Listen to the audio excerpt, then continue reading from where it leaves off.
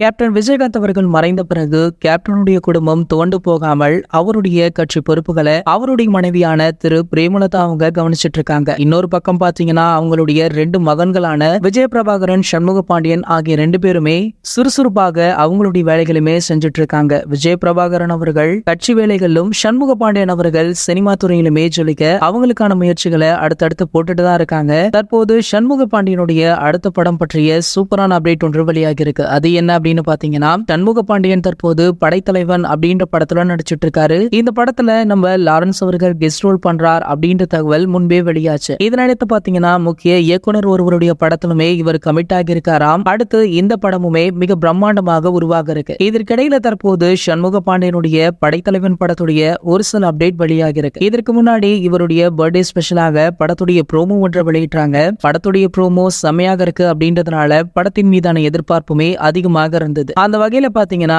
இந்த படத்துடைய ஆடியோ லான்ச்சை மிக பிரம்மாண்டமாக நடத்தலாம் அப்படின்னு திட்டம் தீட்டி இருக்காங்க.